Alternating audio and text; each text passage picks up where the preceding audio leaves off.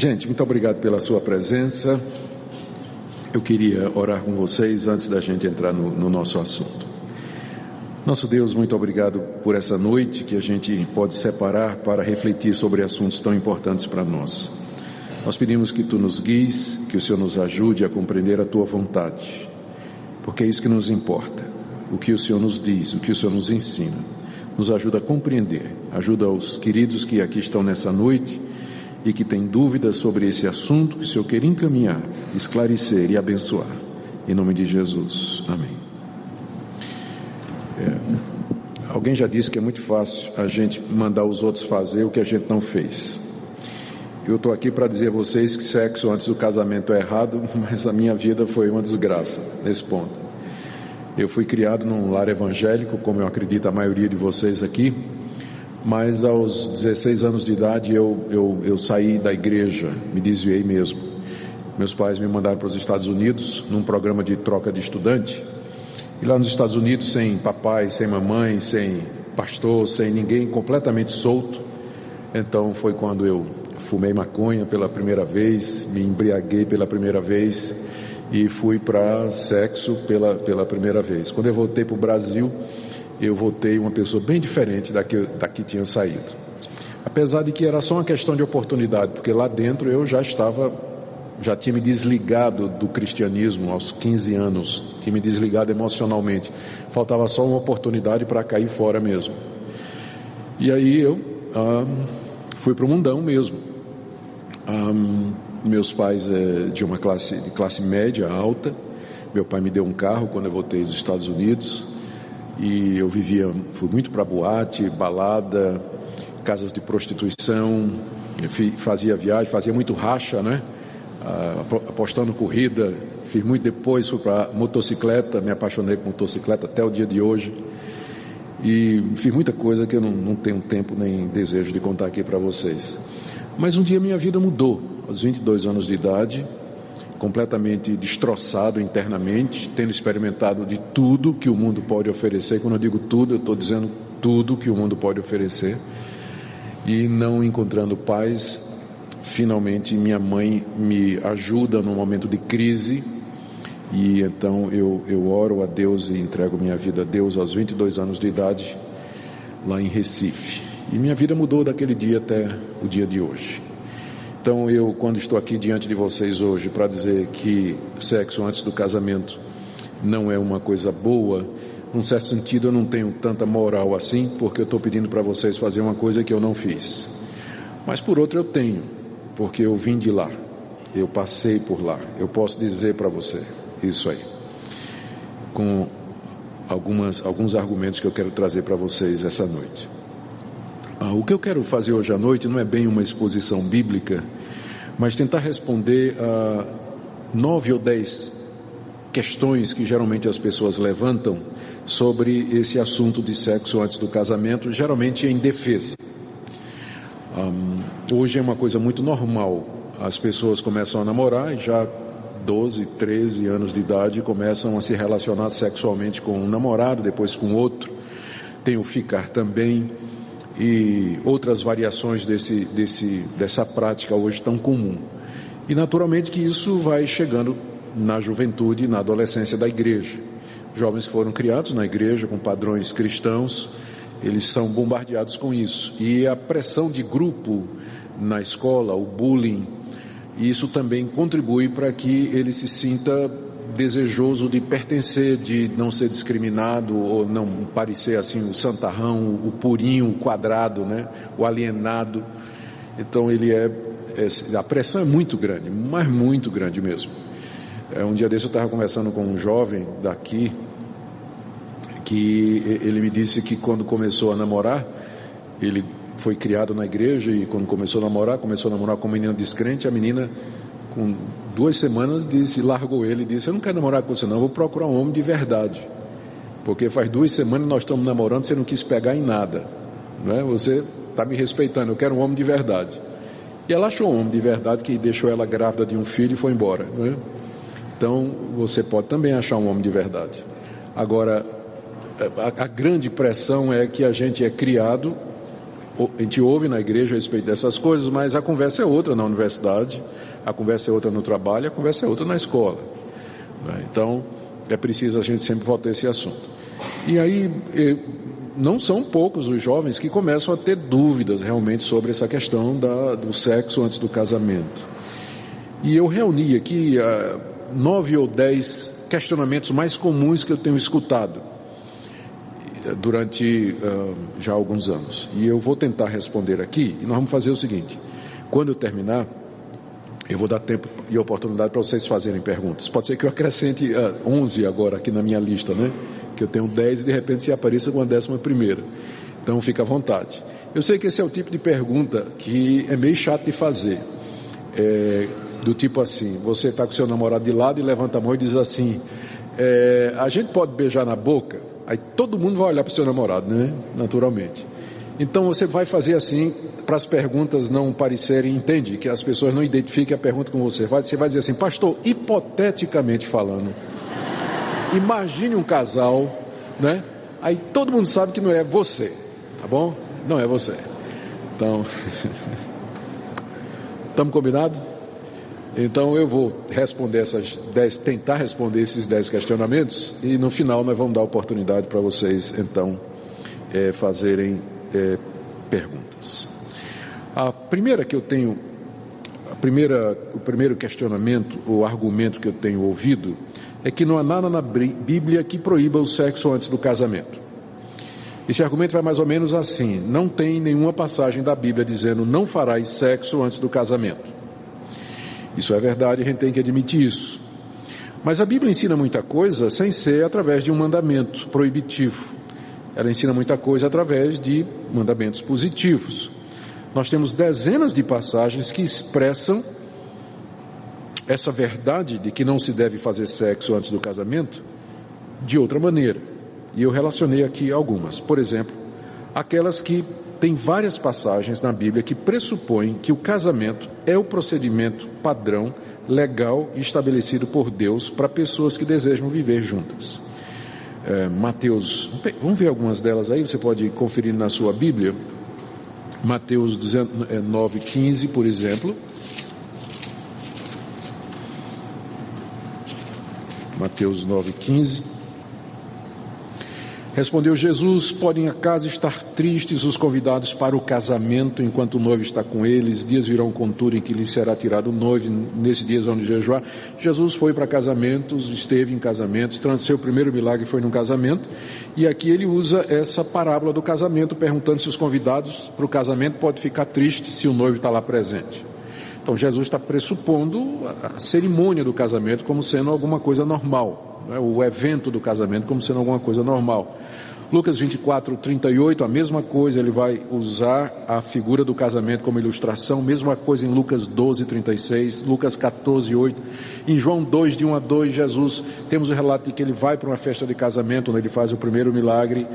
Em 1 Coríntios 7, essa era a passagem que eu queria até ter usado como texto para nós hoje, o apóstolo Paulo diz o seguinte, nos versos de 1 a 3, no verso 8, 1 Coríntios 7, 8 e 9. Aos solteiros e viúvos digo que lhes seria bom se permanecessem no estado em que também eu vivo. Caso, porém, não se dominem, que se casem, porque é melhor casar do que viver abrasado. Viver abrasado é viver com vontade de ter sexo. A alternativa para viver abrasado é casar, não é ficar, não é masturbar, mas é casar. É isso que ele falou aqui. Então, tem dezenas de passagens como essa na Bíblia que apresentam o casamento como sendo o padrão ou o caminho natural e óbvio para você satisfazer o que a Bíblia chama de abrasar, não é? Eu vi até dizer de um pastor que não estudou direitinho português e ele proibiu o namoro na igreja porque leu aqui, é melhor casar do que viver abraçado. Não pode abraçar. Então proibiu. Essa foi horrível, não foi? Foi horrível essa piada. Vocês desculpem, eu vou selecionar melhor a próxima vez. Próximo vocês vão rir.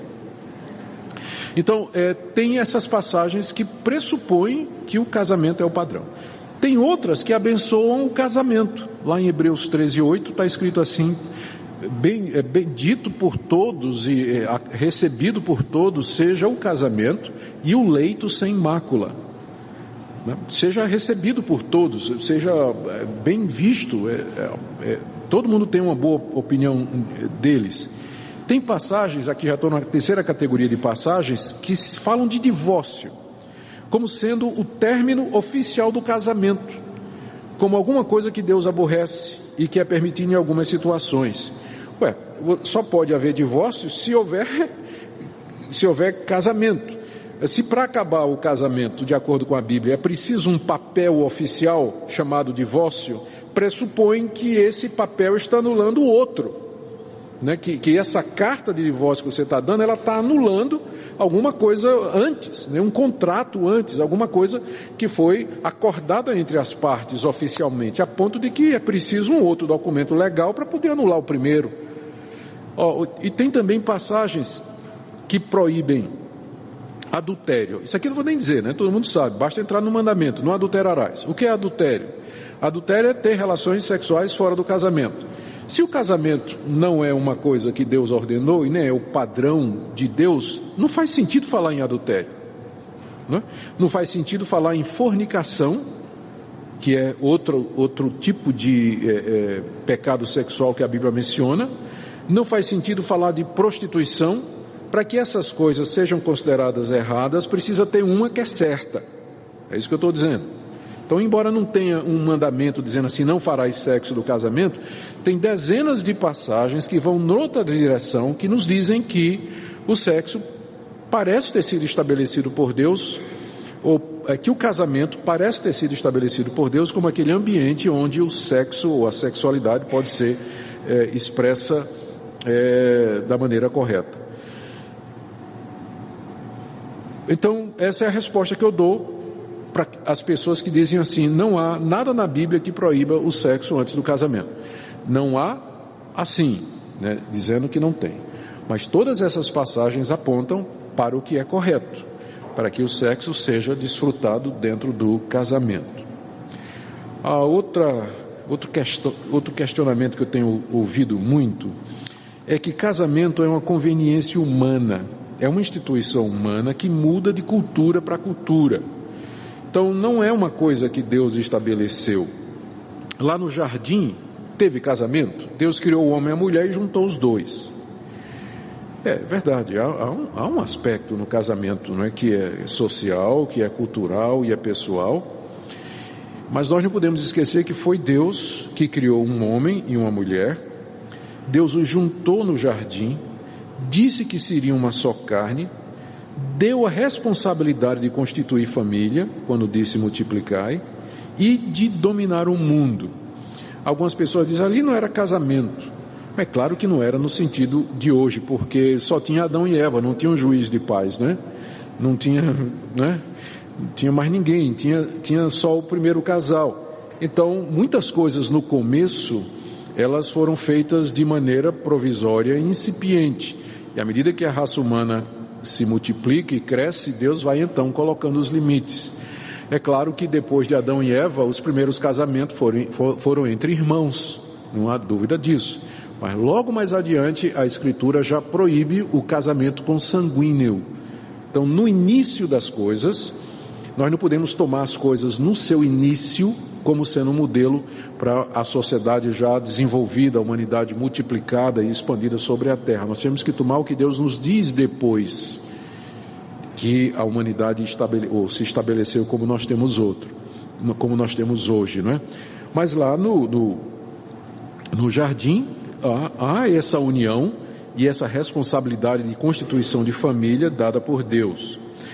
Embora o casamento seja realizado de maneira distinta e os rituais e procedimentos sejam diferentes em muitas culturas, se você der uma olhada nas culturas, é bem diferente. Nos Estados Unidos o casamento é de um jeito, aqui no Brasil é de outro. Nos Estados Unidos não tem esse negócio de daminha entrando com um anelzinho na mão.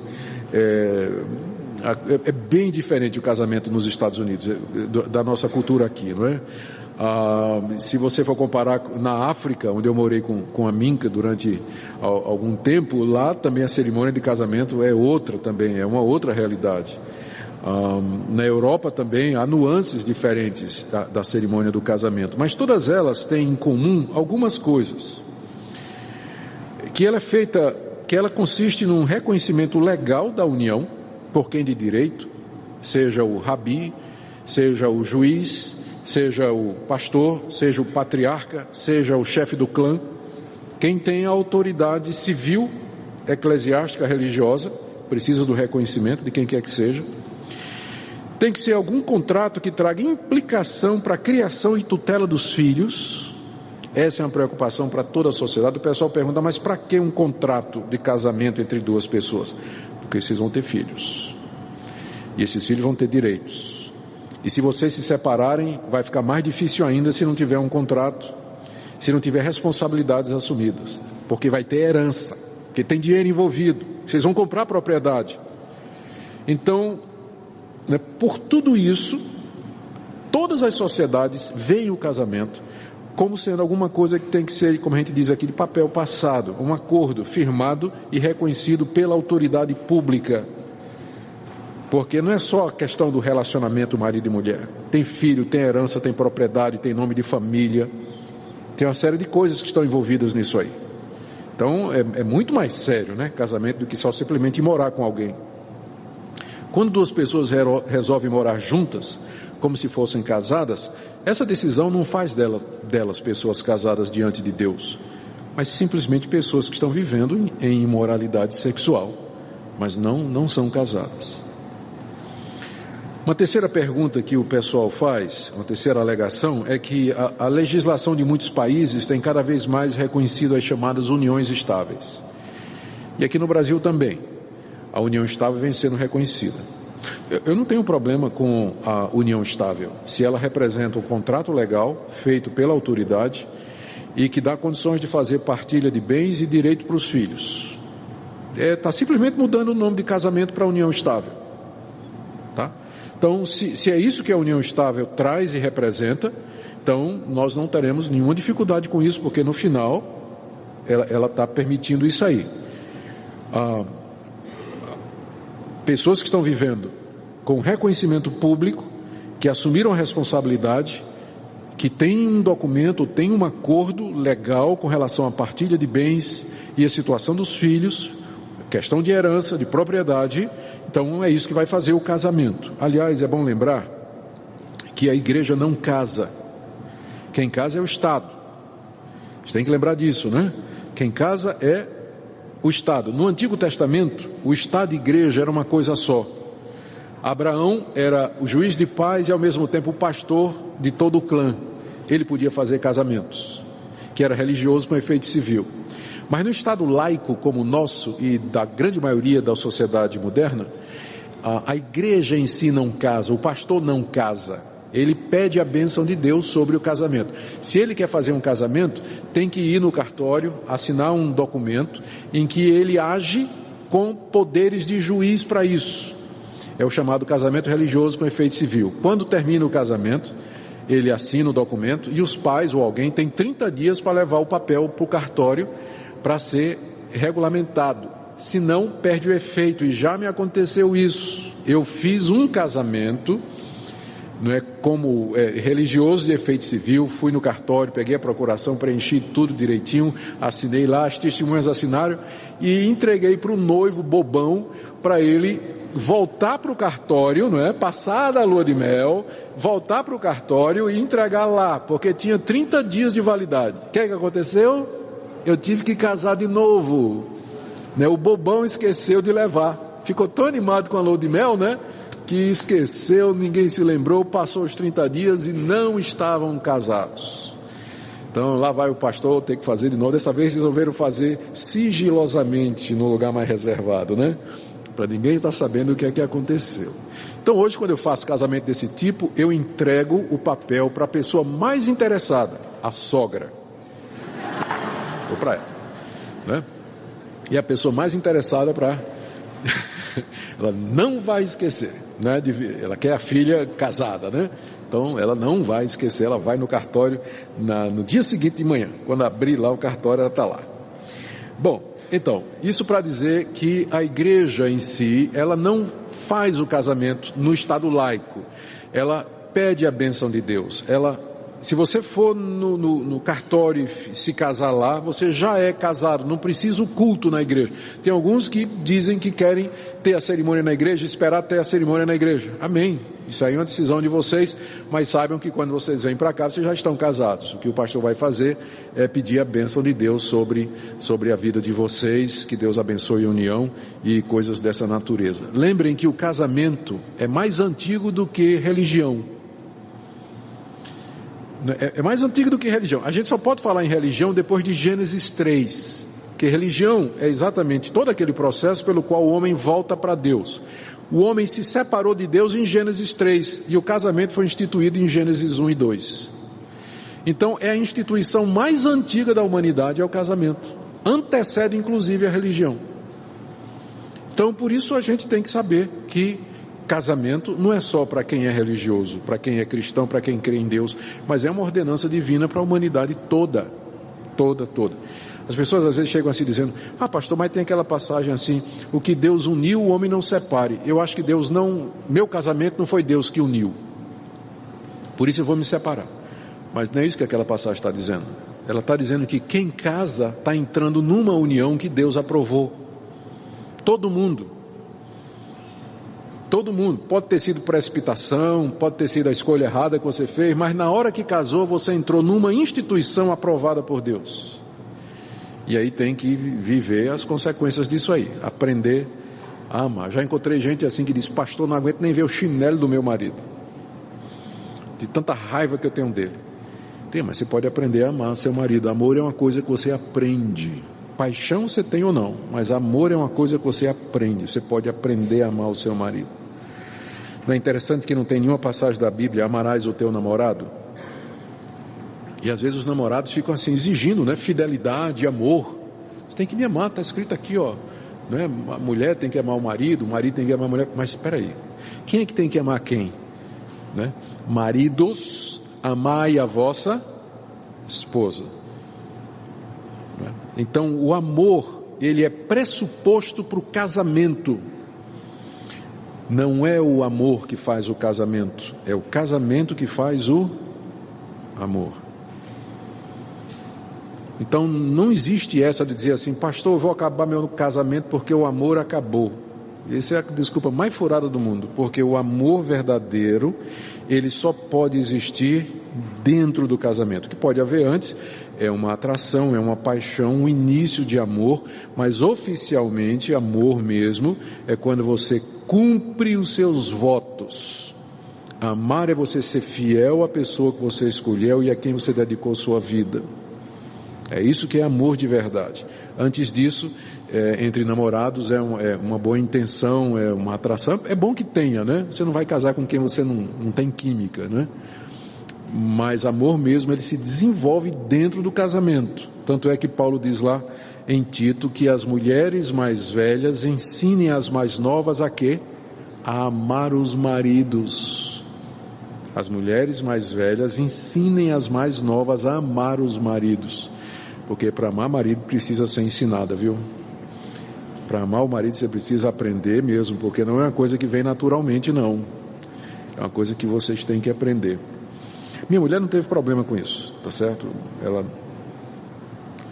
natural. Quarta alegação. O mais importante é o amor e a fidelidade. Tem muita gente casada infeliz e infiel com o cônjuge. A resposta a isso aí é muito fácil, né? Um erro não justifica o outro. É verdade, tem muita gente casada de papel passado que é infeliz e é infiel. Mas é um erro, é um jogo perigoso você justificar uma falha com outra. Gente casada que é infiel não serve de desculpa para quem quer viver com outra pessoa sem se casar com ela. Além do mais, como é que pode existir o conceito de fidelidade numa união que não tem caráter oficial nem legal, que não teve juramento solene feito diante de Deus e de autoridades constituídas? Mesmo que você e sua namorada façam a cerimônia particular, onde só vocês dois estão presentes e onde se casem a si mesmos diante de Deus, qual a validade disso? As promessas de fidelidade trocadas por pessoas não casadas têm tanto valor quanto um contrato de gaveta. Tem tanto valor quanto um contrato de gaveta. Não vale. Como é que você pode falar em fidelidade se não tem um acordo, se não tem uma promessa, se não tem algo estabelecido? É bom aqui lembrar que na Bíblia o casamento é constantemente referido como uma aliança. Ezequiel 16, de 59 a 63. Deus é testemunha dessa aliança feita no casamento, a qual também é chamada da aliança de nossos pais, uma referência ao caráter público dessa aliança. Vamos ver aí Malaquias, capítulo 2, de 10 a 16.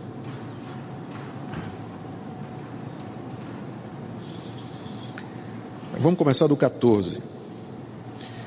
Aqui o profeta está dizendo que Deus não está aceitando o culto do povo de Israel.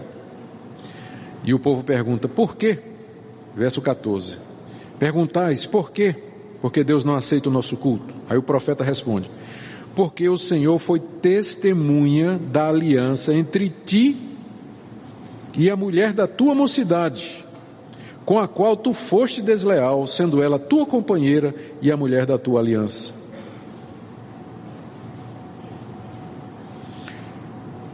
Verso 14. Deus foi testemunha da aliança entre ti e a mulher da tua mocidade. O casamento é aqui referido como uma aliança entre duas pessoas na qual Deus é testemunha. No verso 10, o casamento é mencionado, só que agora com outro nome, olha. Não temos nós todos o mesmo Pai? Não nos criou o mesmo Deus? Porque seremos desleais uns para com os outros, está falando aqui no casamento, não é? Homem e mulher desleais um com o outro, profanando a aliança de nossos pais. Por que o casamento é chamado de aliança dos nossos pais? Porque os pais estavam presentes quando essa aliança foi feita. Deus estava presente, por isso ele também é testemunha. Tudo isso aponta para o caráter público, pactual do casamento, sempre referido como sendo uma aliança na Bíblia. Quinto argumento, esse é legal. Pastor, é importante conhecer bem a pessoa antes do casamento. Ninguém compra um carro sem fazer um test drive. Tá bom. Então, já ouvi esse argumento, né? É preciso você conhecer a pessoa antes de casar, se vai dar certo. Agora eu pergunto, em que sentido você ter relações sexuais com seu namorado ou com sua namorada vai lhe dar um conhecimento de que ela serve para casar com você? Embora o sexo seja uma parte importante no casamento, o que faz o casamento funcionar é a capacidade de você tolerar, compreender, renunciar, entregar e compartilhar. E isso você não vai descobrir na cama, não. Se for para a cama com sua namorada ou com seu namorado, você pode descobrir que ele ou ela é boa de cama. Mas não é o desempenho sexual dele ou dela que vai fazer o seu casamento funcionar, não. Sexo representa, se você for contar em minutos, né, durante o tempo de casamento, representa menos de 1% da vida de casado. E os outros? 99%. Dá para descobrir isso num test drive? É bobagem. Não resolve de jeito nenhum. Sabe a história do cara que só descobriu que tinha casado com uma mulher gaga depois que casou? Porque durante o namoro, não é? Depois que casou, descobriu que a mulher era fanha. Durante o namoro, ela não teve nem chance de falar. Tem namoro que é assim, né? Tem nem chance de falar. Então é um preço. Eu disse que ia fazer vocês rir, tá vendo? Então vocês estão rindo agora. Mas essa ainda não foi boa, não. Eu vou achar outra, já. Pois é. É importante conhecer bem a pessoa. Esse argumento, ele parte desse equívoco fundamental com relação à natureza do casamento. E no fim, é só mais uma desculpa, né? Para as pessoas fazerem o que elas querem fazer e se justificar. Sexto argumento que eu tenho ouvido é a respeito da graça de Deus. Geralmente o argumento vai assim: nós somos cristãos, fomos salvos pela graça, Deus é um Deus de amor, é um Deus de misericórdia, e Deus não está ligando para essas coisas, porque são coisas da cultura, enfim, isso faz parte da natureza humana. A vontade sexual é tão natural quanto o desejo de comer, de beber ou qualquer outra coisa. É uma necessidade biológica ou fisiológica, não é? Que nós podemos satisfazer de qualquer maneira. Bom, e aí toma-se a graça de Deus como desculpa para esse comportamento. A verdade é que esse sempre foi o argumento de libertinos ao longo da história da igreja. Já na época da Bíblia, o escritor bíblico Judas, irmão de Tiago, ele enfrentou a libertinos, que ele chama assim de pessoas ímpias que transformam em libertinagem a graça de nosso Deus e negam o nosso único soberano e Senhor Jesus Cristo. Está lá em Judas, verso 4. Ele também fala de Balaão. Todo mundo conhece a história do profeta Balaão no Antigo Testamento, que ensinava os inimigos do povo de Deus a armar ciladas para que eles comessem coisas sacrificadas aos ídolos e praticassem prostituição. E Judas fala também da profetisa prostituta Jezabel, que seduzia os cristãos a praticar a prostituição e conhecer as coisas profundas de Satanás. Aliás, isso aqui não é Judas não, isso aqui está no livro de Apocalipse, capítulo 2, versos 14, 20 e 24. Então, desde cedo na igreja apareceu gente dizendo assim, o cristão pode tudo. Se a salvação é pela graça, ela não é pelas obras. Se não é pelas obras, não importa o que nós fizermos, não importa a nossa conduta, Deus vai nos salvar de qualquer maneira.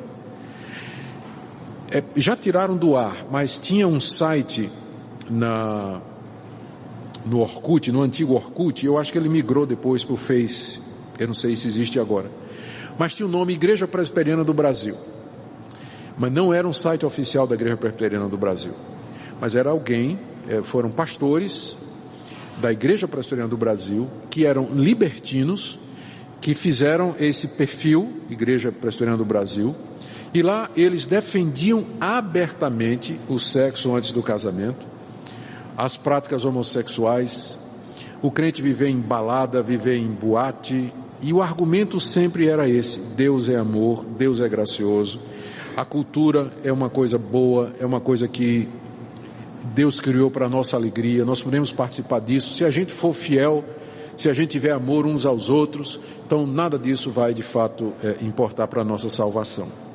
A verdade é que a Bíblia toda, ela diz que Deus nos salva, não é só da culpa do pecado, mas Deus também nos salva de determinados comportamentos. A salvação é mais completa do que simplesmente perdão, mas é também mudança.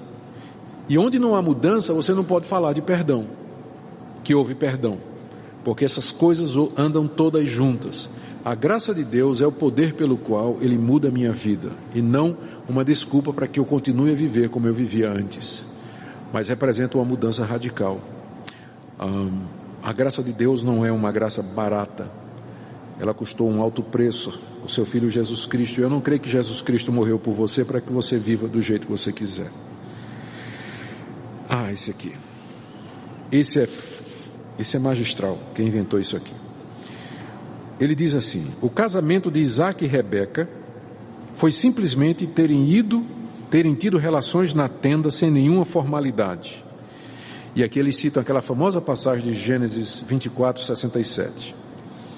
Isaac conduziu Rebeca até a tenda de Sara, mãe dele, e tomou a Rebeca, e esta lhe foi por mulher.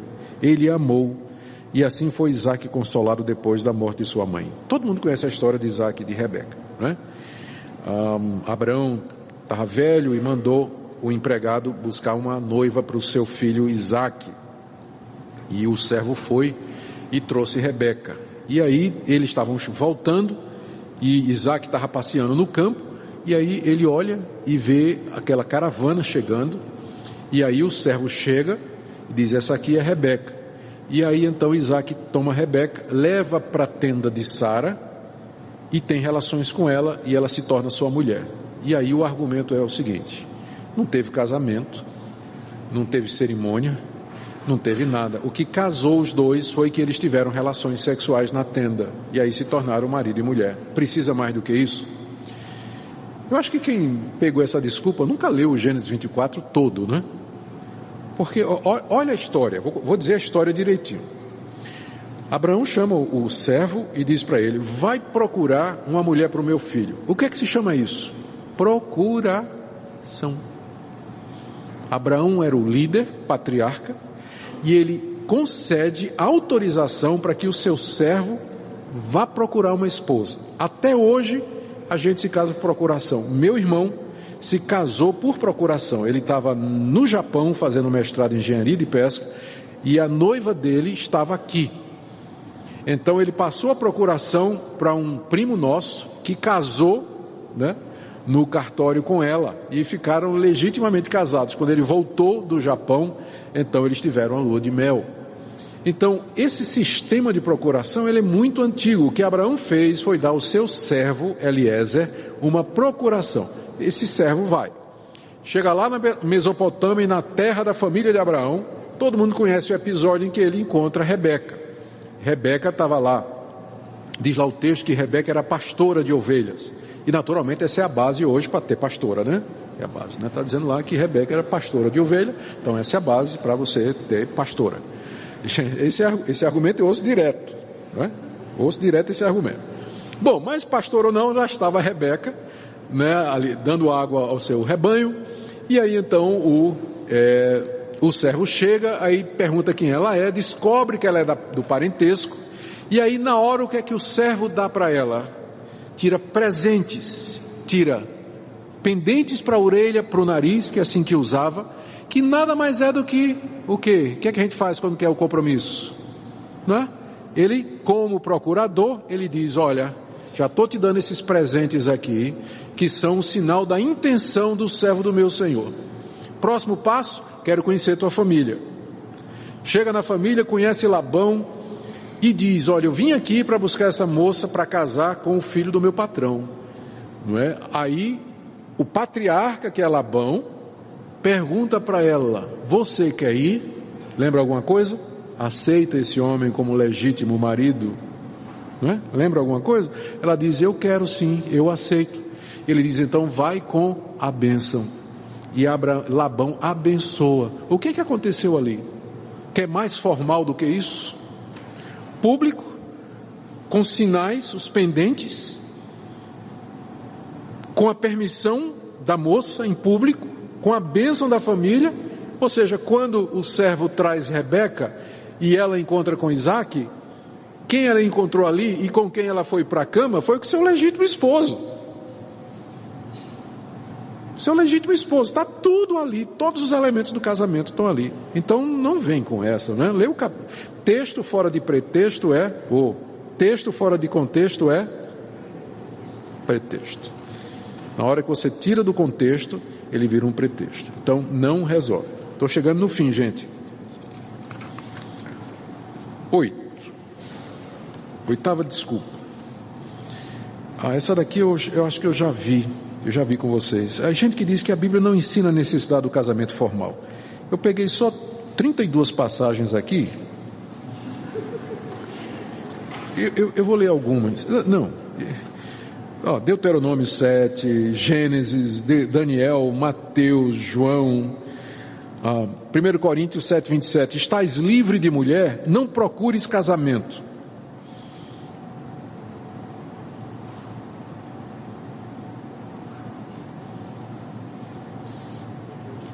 Caso não se domine, que se case, porque é melhor casar do que viver abrasado. A mulher está ligada enquanto vive o marido. Se falecer o marido, fica livre para casar com quem quiser. O encontro de Jesus com a mulher samaritana. Lembra que encontrou a mulher no poço?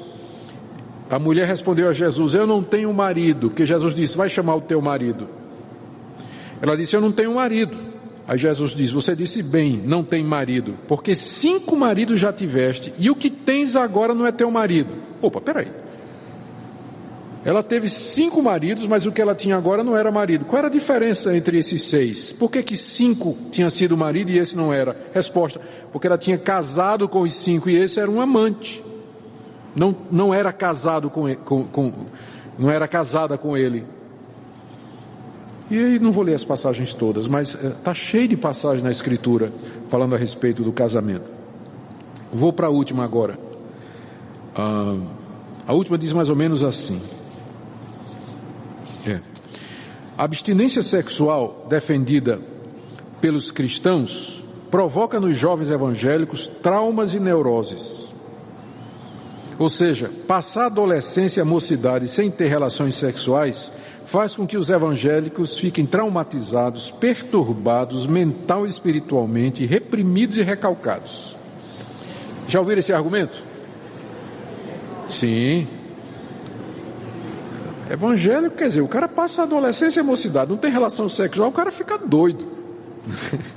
O cara fica ali se controlando, reprimindo, o cara é um vulcão, né, com a tampa em cima assim, né, prestes a explodir. E aí vem a neurose, vem a neura, né, vem o trauma, vem todas aqueles problemas psicológicos e tudo, e acaba, e alguns dizem assim, que os hospícios estão cheios de evangélico. Bom, essa ideia, ela parte de um pressuposto errado a respeito dos cristãos conservadores como nós. E nós não somos contra o sexo, em momento nenhum. Ao contrário, nós consideramos o sexo como sendo uma bênção de Deus. É uma coisa que Deus fez para nossa alegria. E porque é uma coisa tão preciosa e mexe com tanta coisa da nossa vida, Deus cercou o sexo com proteção, com uma cerca, para que ele pudesse ser desfrutado da maneira correta e da forma correta, abundantemente e plenamente, dentro do casamento com a pessoa com quem você se comprometeu, com quem você vai construir sua vida e a quem você vai se dedicar somente. Então o sexo é uma bênção. O livro de Cantares, por exemplo, é um livro que exalta o relacionamento sexual entre marido e mulher. Lá em Provérbios tem uma passagem como essa: seja bendito o teu manancial, alegra-te com a mulher da tua mocidade, coça de amores e gazela graciosa, saciem-te os seus seios em todo o tempo, embriaga-te sempre com as suas carícias. Isso está na Bíblia. Então dizer que a gente é contra o sexo, né? Então é uma caricatura dos evangélicos que esse pessoal faz para depois nos acusar daquilo que nós não estamos dizendo. O que a gente é contra, o que nós somos contra é o sexo fora dos limites que Deus colocou.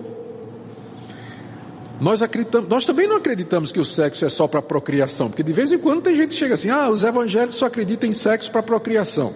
Quem acredita nisso é a Igreja Católica, mas não os evangélicos, não nós. Nós cremos que o sexo também é para a alegria do casal. Também não somos contra planejamento familiar e uso de meios preventivos da gravidez, desde que não sejam abortivos. Mas nós não temos problema com isso, com prevenção, planejamento familiar. Vemos o sexo como sendo uma bênção a ser, é um meio de comunicação poderoso no casamento e deve ser feito da maneira correta, com alegria. O sexo é uma bênção, desde que usado dentro dos limites colocados pelo Criador. Agora, para esse argumento aqui ser verdadeiro, de que coibir ou inibir a prática sexual durante a adolescência e a juventude, nós teríamos que fazer uma pesquisa que mostrasse que existe uma relação direta de causa e efeito entre abstinência antes do casamento e distúrbios mentais, neurose, coisas assim. Eu acho muito difícil alguma pesquisa provar isso. Da mesma forma, nós teríamos que fazer uma pesquisa que mostre que aqueles jovens que praticam sexo antes do casamento, eles são equilibrados, sensatos, sábios e inteligentes. Tá? Vocês acham que alguma pesquisa vai demonstrar isso? Também acho que não.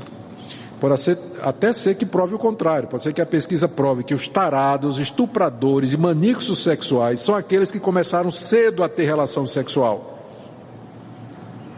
vendo pornografia e fazendo de tudo. Talvez a pesquisa mostre isso. Aliás, já tem pesquisa que mostra que estuprador geralmente é viciado em pornografia e abuso sexual desde cedo.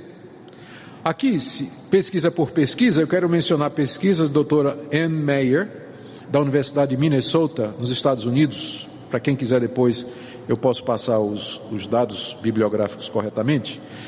Ela fez uma pesquisa que mostrava que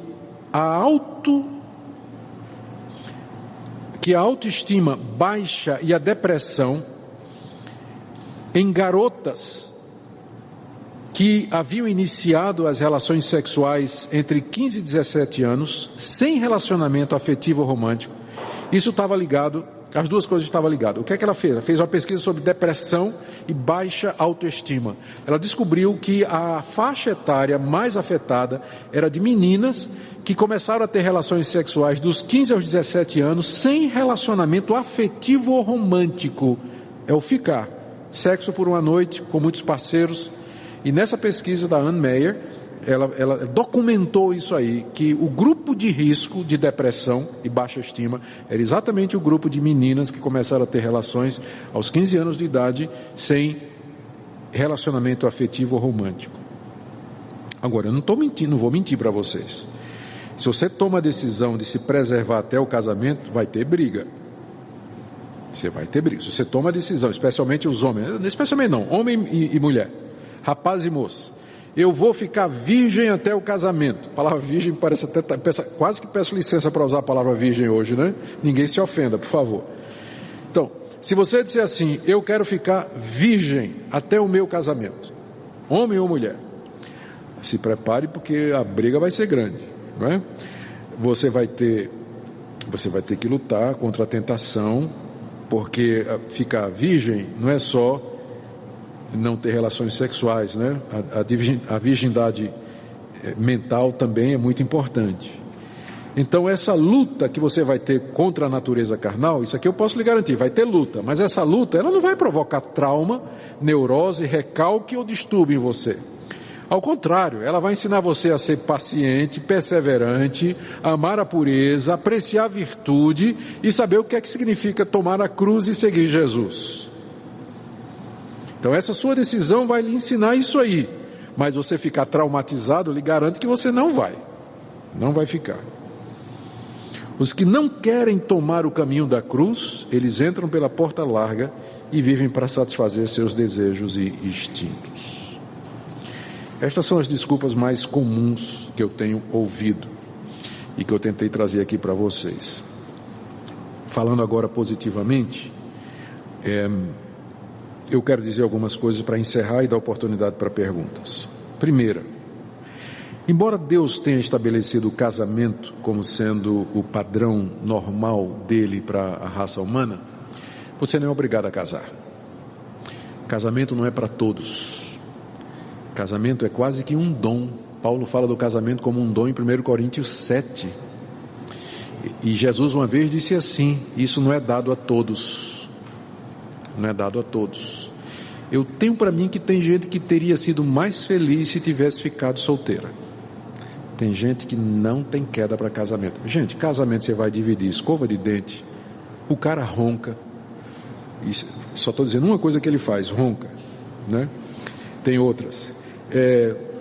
Você vai dividir seu espaço com essa pessoa, tá certo.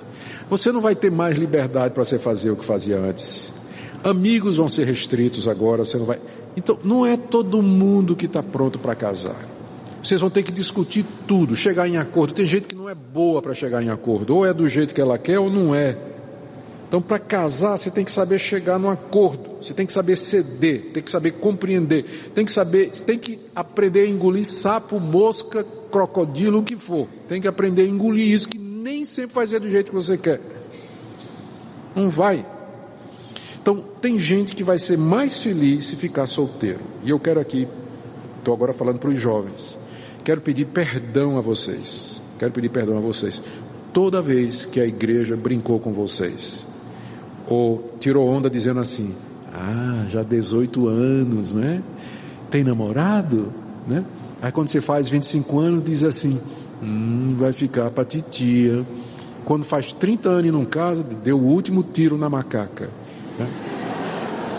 Quero pedir perdão pela pressão que a igreja fez em cima de você. Quero pedir perdão pela pressão que os pais fizeram em cima de você e pelos seus colegas fizeram em cima de você. Casamento não é o caminho obrigatório para você. Você pode ser solteiro e feliz. E quando eu falo solteiro, é solteiro celibatário, não é pulando a cerca não. É solteiro celibatário. existe uma alegria nisso, existe uma satisfação e uma planificação em pessoas que são solteiras, castas, extremamente felizes com sua vida de solteiro. A satisfação ou desejo de companhia é satisfeito pelos amigos. É possível você ter amigos íntimos com quem você compartilha a sua vida, conta seus problemas, com quem você chora e tudo, tá? Não precisa casar para isso, se o que você quer realmente é esse tipo de coisa. Então essa é a primeira coisa que eu tenho que dizer: casamento não é obrigatório. Segundo, a sua melhor opção é casar com um rapaz que seja crente ou com uma moça que seja crente. Embora no Brasil a proporção de mulheres é bem maior do que de homens, e isso também é verdade dentro da igreja evangélica, mas sempre Deus acaba dando oportunidades e mostrando alguém. E não se precipite, se não aparece um rapaz crente ou uma moça crente, isso não é um sinal de Deus dizendo: eu estou liberando você para casar com descrente. Pode ser que Deus esteja dizendo: eu estou liberando você para ficar solteiro. Pode ser que Ele esteja dizendo: estou liberando você para ficar solteira ou para ficar solteiro, já que casamento não é a única alternativa que você tem na vida. Então, espera, procura, né? Tem muito acampamento no Palavra da Vida e acampamento de outras igrejas, né? Pode ficar à vontade, não vou prender ninguém nos acampamentos daqui, vocês podem sair à vontade para procurar, né? Ora com um olho e com o outro fica olhando assim, tá? Fecha um olho e o outro você fica procurando, tá bom? São essas duas coisas que eu quero dizer. Para os namorados, alguém me pergunta assim: pastor, qual é a linha, né? Qual o limite? Geralmente quem faz esse tipo de pergunta é porque quer andar em cima, né? Quer andar em cima do limite, não é?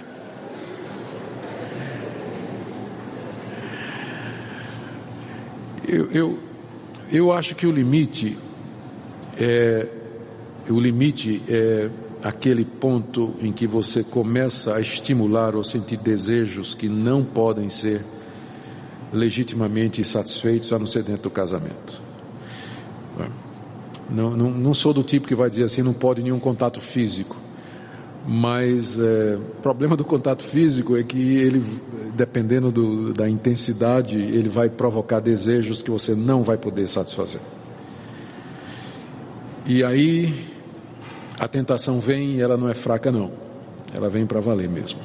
Por isso é melhor ter regras claras, e as moças, eu acho que elas deveriam ajudar os rapazes nisso aí, colocando regras muito claras a respeito disso. Os homens são ruins de regra, eu digo para você, mas você pode ajudar colocando regras, tá? Pode ajudar colocando regras. Ajuda também se você se vestir com um pouquinho mais de modéstia. Ajuda também seu namorado, tá? Em vez, que na minha época o pessoal usava, lembra, a maxi saia, lembra da maxi saia? Tá. Depois veio a midi, lembra da midi? Era assim. Depois veio a mini, lembra da mini? Depois a micro, e hoje é a pra quê, né? Pra que saia? Pra quê?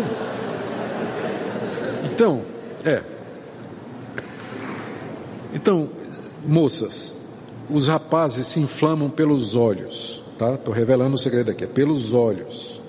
Eu sei que vocês gostam de ouvir, mas eles é pelos olhos. Então, ajude o coitado dos rapazes. Tem rapaz que quando vai encontrar a namorada, ele vai orando assim: Senhor, cega teu servo, porque... Né? Então, ajuda se você se vestir com modéstia, tá? Vestir com modéstia. Você não vai querer uma pessoa que quer casar com você só por causa da sua anatomia, mas pelo que você é. Mas às vezes a sua anatomia está falando muito mais alto do que a sua personalidade, especialmente quando você destaca isso. Então seja discreta. Você pode ser bonita e discreta ao mesmo tempo, não precisa ser sensual, tá certo? Isso vai ajudar muito os rapazes. Agora, rapazes, é a última palavra para você. O problema todo é pornografia, não é mesmo? Pornografia está em todo lugar. Eu era extremamente viciado. Vocês não têm ideia, na época em que não tinha internet, na época que era Super 8. Eu era extremamente viciado nisso aí. Na época que você ia para a banca de revista, comprar revista pornográfica lá, e você ia olhando para ninguém ver você comprando revista pornográfica na banca de revista. Eu me converti aos 22 anos, eu lutei muito tempo depois de crente contra isso. Lutei muito tempo depois de crente contra isso. E é uma luta infernal, porque até hoje, vou fazer 60 anos o ano que vem, eu tenho ainda imagens da minha cabeça que eu vi aos 18 anos de idade, gravado com ferro e fogo. Atrapalha o casamento, atrapalha o desejo sexual, mistura as coisas, compara a sua esposa indevidamente com pessoas que você viu, modelos que você viu. Você vai querer que sua esposa faça coisas que você viu, vai envergonhá-la, vai constrangê-la. Uma mulher crente, temente a Deus, você vai constrangê-la. Certo? Então, rapazes, ou você acaba agora esse seu vício de pornografia, ou isso vai lhe atrapalhar o resto da vida. Até hoje eu recebo para conversar com gente que tem problema no casamento por conta de pornografia. Gente casada há muito tempo. Começa agora na idade de vocês. Então, é uma coisa com a qual você não pode ter piedade. Você mata no nascimento. Se você não se controle, dê esse seu telefone, quebre seu laptop, né? Mas tome uma posição radical. O que é que você acha que Jesus estava dizendo quando ele disse assim: se o teu olho direito te escandalizar, arranca. Se a mão direita faz você e o pé faz você tropeçar, corta. É claro que ele estava falando metaforicamente, mas o princípio é claro. Você tem que tomar uma posição radical. Tolerância zero. E sabe às vezes onde é que começa a pornografia? A atração ou o desejo não é com a coisa explícita. A seminudez, a sensualidade de novelas, de determinados filmes. Não precisa o nu, mas a intimação do nu. A seminudez, ela provoca mesmo, e aí você quer ver o resto. Então tem que ser radical, senão não vai conseguir.